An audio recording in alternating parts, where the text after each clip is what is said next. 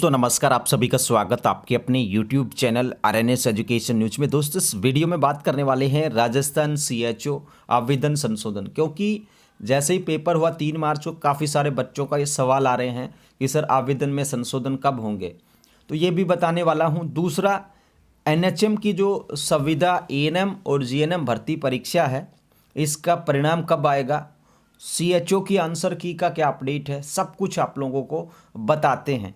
तो दोस्तों, सबसे पहले मैं बताऊं कि राजस्थान सीएचओ आवेदन जो संशोधन है वो आप लोगों के 10 तारीख से पहले शुरू हो सकते हैं। ठीक है, 10 तारीख से पहले शुरू हो सकते हैं, उसका आप 10 के 1-2 दिन बाद लगा सकते हैं। ठीक है, क्योंकि एनएचएम के थे वो शुरू कर दिए थे इन्होंने 9 तारीख से। ठीक है ना, एनएचएम के कब शुरू कर दिए थे?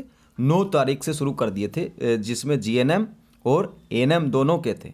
ठीक है, यानी कि 6-7 दिन के बाद ही इन्होंने वो जो प्रक्रिया है वो यहाँ पर शुरू कर दी थी। यानी कि 3 फरवरी को एग्जाम था और 9 फरवरी को इन्होंने आवेदन संशोधन की डेट डाल दी थी, यानी कि परीक्षा के 7 दिन बाद में या 6 दिन लगा लीजिए। तो अब आप लोगों के सीएचओ के जो आवेदन संशोधन है वो आप लोग 10 से पहले या 10 के बाद मान सकते हैं, लेकिन आवेदन संशोधन जरूर होंगे। अब जो आवेदन जो संशोधन है उसमें आप लोग क्या क्या चेंज कर सकेंगे और क्या क्या नहीं कर सकेंगे वो आप लोग सुन लीजिए। आप अपना नाम, ठीक है, आप अपने माता पिता का नाम, आप अपना जेंडर, जन्म तिथि, पता, शैक्षणिक योग्यता, फोटो और सिग्नेचर जो है ये चेंज नहीं कर पाएंगे। ठीक है भाई, किसी के नाम में दिक्कत है, माता पिता के नाम में दिक्कत है, फोटो में दिक्कत है, सिग्नेचर में दिक्कत है, पते में दिक्कत है, आपने जेंडर मेल फीमेल गलत भर दिया, तो ये चीज़ें चेंज नहीं होंगी, जन्म तिथि भी चेंज नहीं होगी।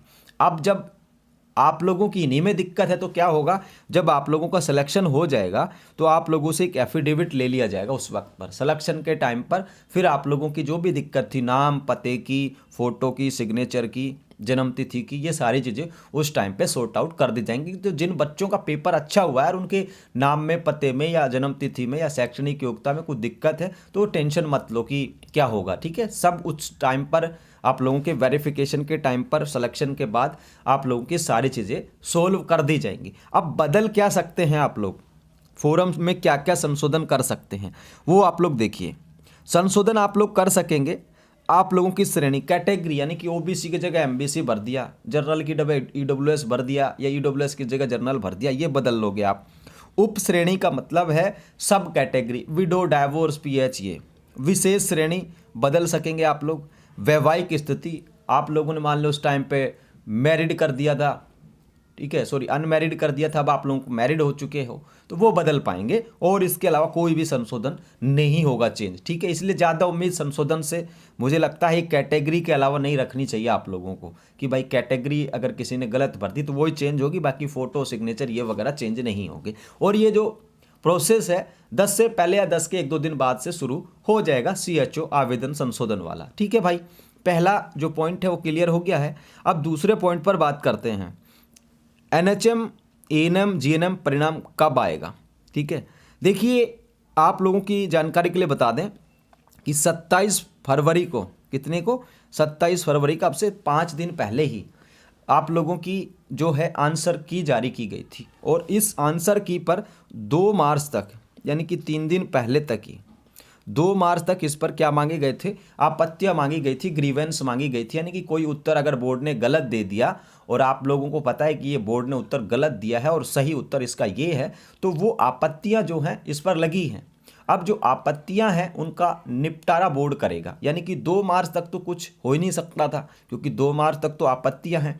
अब बोर्ड इन आपत्तियों को देखेगा, उनके प्रूफ्स को देखेगा कि क्या सही है क्या गलत है। उसके बाद तमाम जो आपत्तियां हैं उनको देखने के बाद उनका निस्तारण किया जाएगा और उसके बाद एक आंसर की तैयार की जाएगी। ठीक है साथियों, अब जो परिणाम है उसके लिए देखिए दोस्तों, आचार संहिता जो है अब कुछ दिन बाकी हैं, यानी कि 5 से 7 दिन बाकी हैं। 10 या 12 मार्च आप लोग लगा लो आचार संहिता के, 12-13 को लग सकती है आई थिंक, है ना।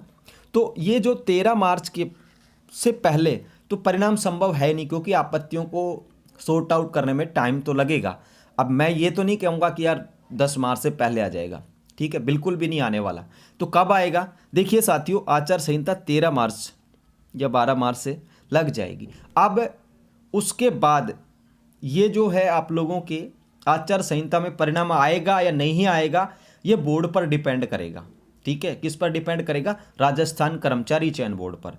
वो इसलिए डिपेंड करेगा कि आचार संहिता में वो रिजल्ट जारी कर पाएगा या नहीं कर पाएगा। ठीक है, क्योंकि पहले की भर्ती है, रिजल्ट जारी किया जा सकता है, लेकिन फिर भी डिपेंड करेगा बोर्ड पर, क्योंकि राजस्थान विधानसभा चुनाव की जब आचार संहिता थी तो इन्होंने एक भी जो परिणाम है वो जारी नहीं किए। ठीक है दोस्तों, एक भी परिणाम जो है जारी नहीं किए। कहीं ऐसा ना हो इस बार भी ये सारी चीज़ें एकदम से पेन डाउन कर दी जाएं, एक भी रिजल्ट ना घोषित किया जाए। तो ये जो परिणाम आने की जो स्थिति है दोस्तों, ये डिपेंड करेगी बोर्ड पर और सरकार पर, कि बोर्ड अगर परमिशन ले ले परिणाम जारी करने की, तो ये जो परिणाम है आप लोगों का आचार संहिता में भी आ जाएगा। लेकिन कुल मिलाकर ये कहूँ कि अगर आचार संहिता में परमिशन लेकर भी बोर्ड अगर इस रिजल्ट को जारी करेगा तो अप्रैल जा सकता है। ये परमिशन के डिपेंड पर बता रहा हूँ। और यदि परमिशन नहीं ली और परमिशन अगर डिक्लाइन कर दी तो ये फिर जो परिणाम है आप लोगों का आचार संहिता के बाद आएगा। आचार संहिता कब तक रहेगी?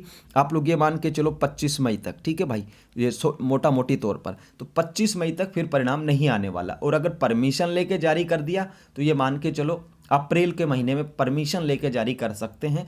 परमिशन नहीं लिया, परमिशन नहीं मिली, तो फिर ये परिणाम है मई के बाद जून में ही आ पाएगा। ठीक है भाई, एनएचएम का एएनएम और जीएनएम दोनों के लिए कंडीशंस हैं।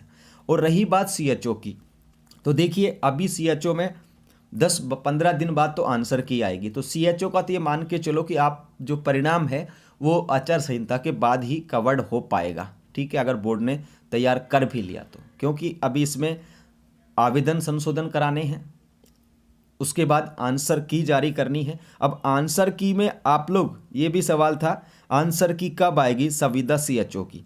तो देखिए संविदा सीएचओ की जो आंसर की है, अब आप ये मान के चलो एएनएचएम और एएनएम जीएनएम की आंसर की जारी करने में बोर्ड को लगे लगभग 22 से 23 दिन लगे। ठीक है ना, यानी कि 27 फरवरी को आंसर की जारी की गई थी, तो बोर्ड को कम से कम ये मान के चलो 22-23 दिन लग गए उस आंसर की को जारी करने में। तो सीएचओ की आंसर की में भी आप लोग इतना ही समय मान के चलें। तो सीएचओ की आंसर की जो है उसकी पॉसिबिलिटी बनती है मार्च के अंत तक, यानी कि होली के बाद या उसके आसपास की स्थिति बनती है।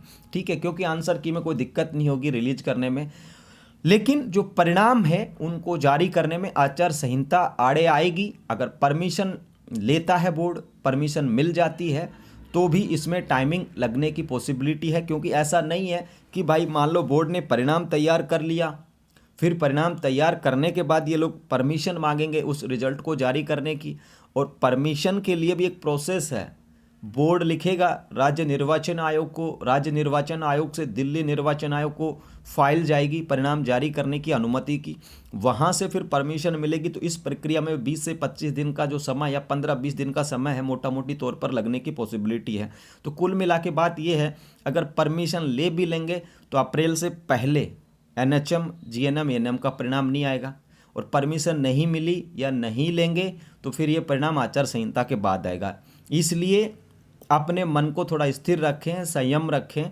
ठीक है, और रही बात सीएचओ की आंसर की तो वो सीएचओ की आंसर की अब से, यानी कि 3 मार्च को पेपर हुआ था, 20-22 दिन लगा लो, तो होली के बाद या उससे 1-2 दिन पहले तक इसकी संभावना बनती है आंसर की। ठीक है साथियों, ये जानकारी थी आप सभी के लिए। और आवेदन जो संशोधन है 10 से पहले या 10 के 1-2 दिन बाद तक शुरू हो जाएंगे। राजस्थान सीएचओ के कौन से चीज़ें बदल पाएंगे, कौन सी नहीं बदली जाएंगी, वो मैंने बता दिया है। किसी के नाम, पते, फोटो, सिग्नेचर, जन्म तिथि, जेंडर, माता पिता के नाम, इनमें दिक्कत है, वो चीज़ें चेंज नहीं होंगी। उनको लेकर के चिंता भी मत करना कि भाई क्या होगा मेरा अब। ठीक है, वो चीज़ें चेंज नहीं कर सकेंगे आप लोग। जब सिलेक्शन हो जाएगा तो उस टाइम पर आप लोगों से एक एफिडेविट लिया जाएगा और उस एफिडेविट में सारी चीज़ें क्लियर हो जाएंगी, यानी कि आपको नियुक्ति में कोई दिक्कत नहीं आएगी। ठीक है दोस्तों, तो जुड़े रहें हमारे चैनल के साथ। दोस्तों इस वीडियो को शेयर कर दीजिएगा और चैनल को सब्सक्राइब कर लीजिएगा। ठीक है, और जो रही बात फाइनल आंसर की फाइनल आंसर की, यानी कि अब जो ये बदलाव होगा,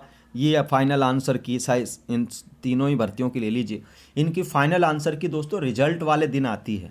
ठीक है, किस दिन आती है? रिजल्ट वाले दिन या उसके 1-2 दिन बाद तक आती है। समझ में आई अब बात? कुछ यूट्यूब चैनल्स बता रहे हैं कि पहले फाइनल आंसर किया गया, ऐसा नहीं होता है। रिजल्ट वाले दिन इसकी फाइनल आंसर की आ सकती है। जो चेंज होंगे, जो आप लोग उत्तर मान लो आप लोगों ने ग्रीवेंस लगाई, आपत्ति, तो वो आंसर की फाइनल वाली रिजल्ट वाले दिन या उसके 1-2 दिन बाद तक आती है। ठीक है, तो इसको भी करेक्ट कर ले, क्योंकि बहुत सारे यूट्यूब चैनल्स बता रहे थे कि आंसर की है जो आएगी, रिवाइज आंसर की आएगी, जो उत्तर बदलेंगे, डिलीट होंगे वो, तो वो बाद में आते हैं, रिजल्ट वाले दिन आते हैं, उसके 1-2 दिन बाद तक आते हैं। ठीक है, पहले कोई आंसर की अब नहीं आएगी। जो भी बदलाव होगा उस आंसर की में आप लोगों को देखने को मिलेगा कि सवाल डिलीट किए गए हैं, नहीं किए गए हैं, जो कुछ भी है। ठीक है मेरे भाई बहनों, तो इस वीडियो को शेयर कर दो आप लोग सब तक, और आरएनएस एजुकेशन न्यूज़ का टेलीग्राम चैनल है, ज्वाइन कर लीजिए आप लोग। लगभग 23,000 लोग जुड़े हुए हैं उस पर, आप लोग भी ज्वाइन करें। इंस्टा पर भी हमें फॉलो कर लें, और यूट्यूब पर सब्सक्राइब जरूर कर लें, क्योंकि बहुत सारे लोग जो है यूट्यूब पर सब्सक्राइब नहीं करते हैं। चैनल को सब्सक्राइब अवश्य कर ले, बस यही शिकायत है आप लोगों से। बाकी आपका प्यार और सपोर्ट हमारे साथ हमेशा बना रहेगा आगे भी, ऐसी मैं उम्मीद करता हूँ। तो सबको बता दी है पूरी बात जो थी इन तीनों ही भर्तियों को लेकर के। धन्यवाद। जय हिंद, जय भारत।